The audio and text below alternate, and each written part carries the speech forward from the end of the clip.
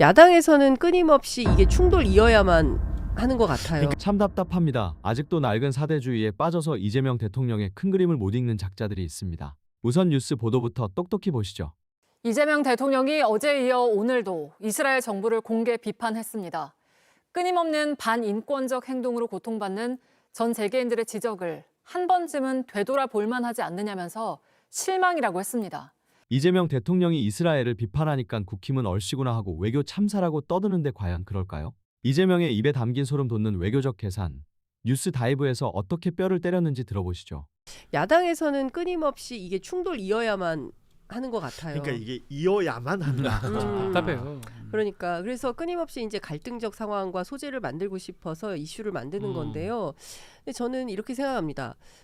대한민국이 굉장히 과거에 우리가 식민지 지배도 당했었고 일제 강점기도 겪었고 분단도 겪었고 그리고 한국 전쟁도 있었고 그리고 폐허 더미 속에서 경제 발전도 이루었고 그 가운데 군사 독재도 있었고 수차례의 시민혁명을 통해서 대한민국을 이렇게 반듯한 나라로 우리 국민들이 만들어 놓은 건데 그런 과정에서도 우리가 국제사회에 상당히 높은 위상으로 진전되고 있음에도 불구하고 이 나라 저 나라 특히 미국 눈치 보느라고 말 한마디 제대로 못했어요. 그렇지 않았습니까? 그런데 이거는 김대중 대통령도 노무현 대통령도 못했던 일입니다. 그런데 이재명 대통령이 한 거예요. 그러면 야 대한민국의 위상이 이런 정도로 높아졌구나.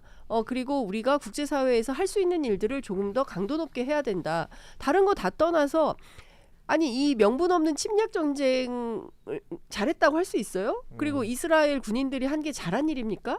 그 잘못한 걸 잘못했다고 했을 뿐인데 홍시맛이 나서 홍시맛이 난다고 얘기했을 뿐인데 왜 그 말을 했다고 뭐라고 하는 거예요. 그러니까 저는 이런 거 자체를 우리가 경시해서는 안 된다고 생각을 하고요. 국제사회에서 문제가 있으면 문제가 있다라고 따박따박 얘기해야죠. 그리고 우리가 할 수 있는 일들, 맡을 수 있는 일들 해야 된다고 생각합니다. 멋있지 않습니까? 예. 저는 우리 대통령이 그런 게 멋있은 것 같아요. 누가 할 수 있어? 이제껏 했는 대통령이 없어요. 이 해야 될 말을 한 거잖아요. 그건 멋있는 거고. 저 솔직히 이스라엘하고 뭐 외교적 이스라엘하고 해서 전쟁 뭐 합니까? 이스라엘은 뭐 기독교예요. 그 유태교예요. 엉뚱한 저 이상한 생각. 그러고 이스라엘 싸움 우리가 질 것 같아요. 우리가 이기요. 아니, 근데 보통 박준 변호사는 왜 방송할 때 잘 하다가 화낼 땐 나 화내는 보면서 건 아니고 해요. 이거는 왜 날 보면서 하냐고. 카메라 보고 해요. 아니, 그러니까 이게 기독교도 아니란 말이에요. 예. 기독교도 아니고 유대교고 이거는 이 아들 구약만 하는 그런 예수 죽인 사람들이 뭔가요? 빌라도 뭐 아닙니까? 예. 본디오 빌라도 아닙니까 그 사람? 예. 로마 총독. 그 이스라엘하고 외교적 갈등 뭐 이게 뭐가 그래 큰 거며 당연히 해야 될 말 해야 되는데 그 외교적 갈등 또 이거는 뭐 제 망상적인 얘기지만 전쟁 해봐요. 우리 이기지 질 것 같아요? 박살냅니다. 그 몇 명 된다고. 아니 그러니까 뭐 이렇게까지 뭐 그러니까 그런 얘기 할 필요가 예. 없는 거예요. 그러니까 이번에 이재명 대통령 발언 이후에 제일 많이 등장하는 표현 중에 하나가 보편적 인권이라는 그러니까요. 표현 같아요. 그 표현에 있어서의 이견을 달 수 있는 사람 있습니까? 없어요. 뭐 예를 들어서 이재명 대통령을 비판했던 사람들에게 보편적 인권 얘기를 하면 그 사람들이 그 얘기를 안 해요. 그러니까 왜 그러나 봤더니 다 정파적인 이유입니다. 그러니까 과거에 뭐 말씀하셨지만 노무현 대통령도 당시 그 임기 중에 이라크 파병 이슈가 있었잖아요. 나죠. 그러니까 나는 이 결정이 옳다고 생각지는 않는다. 그러나 어쩔 수 없었다. 이 말 엄청 유명한 말 아닙니까? 맞아요. 그러니까 그게 당시에 우리의 사정이었다면 지금 그 사정이 달라지지 않았나요? 우리 젊은 친구들은 뭐 K-푸드, K-팝, 뭐 K-컬처 이러면서 전 세계 다른 문화보다 우리 문화나 뭐 우리 경제 사정이나 우리 국력이 나쁘다고 생각지 않습니다. 그러니까 지금 젊은 세대는 대한민국이 선진국일 때 태어났어요. 근데 저희 세대만 하더라도 후진국, 개발도상국 거쳐서 선진국에 지금 약소국이라는 표현을 많이 썼단 우리가 말이에요. 많이 썼어요. 예. 그리고 저희 우리가 집시 신고 다녔죠. 에? 아니면 농담입니다. 왜 그러세요? 네. 돈가스 오늘 변호사님. 많이 하시네. 아니 우리가 제일 많이 예. 썼던 게 뭐냐면 고래 싸움에 새우등 터진다는 소리를 맞아요. 진짜 많이 했어요. 근데 더 이상 대한민국은 새우가 아니에요. 그래서 제일 많이 썼던 게 뭐 그거야. 서구 열강들의 맞아. 어쩌고 저쩌고. 예. 뭐 이게 이게 저는 그 이재명 대통령님의 발언을 보고 속이 시원하면서도 그 서울 강남 한복판에 있는 테헤란로가 떠오르는 거예요. 왜냐하면 대통령의 발언과 행동이라는 거는 사실은 계산되지 않고는 할 수 없는 거잖아요. 예. 예. 아 이게 뭔가 지금 상황에서 향후 그 이란과의 관계라든지 특히 우리나라처럼 석유를 의존하는 나라 입장에서는 뭔가 할 수밖에 없는 게 아닌가 그런 생각이 들었는데 마침 또 어느 언론에서는 과거에 최초로 그 이스라엘을 굉장히 비난했던 그런 발언을 이제 박정희 대통령이 하신 적이 있더라고요.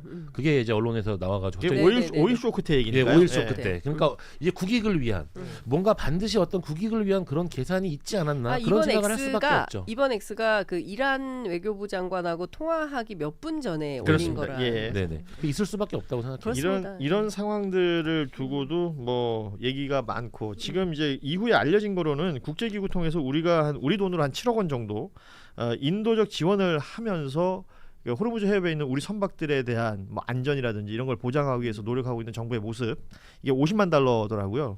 그리고 선박이 지금 26척 정도에 대해서 그 정보를 이란 측에 공유를 하면서 이런 모든 노력이라는 게 결국은 아까 강훈식 비서실장의 활동도 그렇고요. 예. 실시간으로 벌어지고 있는 일에 대한 대응이고 그렇습니다. 거기에 대한 조치를 취하고 있는데 이 부분에 대해서 우리가 뭐 비판할 수 있는 내용이 있을까요? 그러니까 지금 우리가 잘 봐야 되는 것은 윤석열 그 정권 시절에 끊임없이 한미일 동맹, 한미일 군사 동맹 뭐 이런 말도 안 되는 소리를 했어요. 그래서 정리됐던 게 한미 동맹이고 한미일 군사 협력이다. 그렇죠. 용어 예. 똑바로 써라. 이제 이렇게 이제 정리가 됐었는데 미국 중심, 미국 일극 체제의 외교 질서가 이제 깨졌어요. 예전 같으면 미국이 개입한 전쟁이 지금 오늘이 아까 강훈식 실장 얘기로는 47일째라고 얘기를 하는데 50일이 다 돼가도록 이 전쟁 정리가 안 되고 있고 오히려 장기화 가능성이 있고 뭐 물론 이제 트럼프는 내일이면 끝난다, 뭐 이틀 걸린다, 뭐 이렇게 주장하지만 그거 믿는 사람 전 세계 아무도 없습니다. 네. 그래서 17일 날부터 아까 말씀드린 대로 독일, 영국, 프랑스 중심으로 해서 유럽이 중심이 돼서 미국, 이스라엘 다 빼고 이 호르무즈 해협을 어떻게 할 건가에 대한 논의 구조에 우리 대한민국도 들어간다는 것이고요. 이렇게 바뀌고 있는 거예요. 중국에게도 참여를 요청했는데 결론 아직 답은 못 들었다는 네. 거예요. 그러니까 이렇게 바뀌고 있어요. 근데 여기에서 끊임없이 미국 눈치 보면서 할 말도 못하고 끼어가지고 이런 시스템으로는 우린 돌파가 안 된다. 그러니까 새로운 국제 질서 속에서 우리가 어떻게 국익에 맞는 외교 관계를 가져갈 건지에 대한 답을 찾는 과정에서 이스라엘 SNS도 나온 거지. 그렇죠. 그냥 아무 맥락 없이 그냥 뜬금없이 한 게 아니다. 근데 그러니까 뭐 국민의힘 싸움하기 관계자들은 좋아서. 계속 그런 얘기를 하는 거예요. 마치 그러니까 무슨 싸우고 아무 생각 없이 한 싶어서 것처럼. 시비 걸려고 쓴 SNS다라는 취지로 자꾸 얘기하는 그렇죠. 거 아니에요? 맞아요. 그러니까 이런 식의 해석이 그냥 쉽게 말해서요. 이재명 대통령 얘기할 때 실용 얘기 많이 하잖아요. 그러니까 국익이 어떤 득이 될 것이냐. 그 국민의힘의 해석대로라면 그러니까 대통령이 하는 행위 뭐 혹은 SNS 게시글 뭐 발언 하나 이런 것들이 어떤 의미가 있을 것이다라는 것에 대해서 다른 형태로 해석할 이유가 도대체 뭘까? 방금 들으셨습니까? 더 이상 대한민국은 새우가 아니다라는 사실 말입니다. 야당은 아직도 미국 눈치보기라는 낡은 레코드판만 돌리고 있습니다.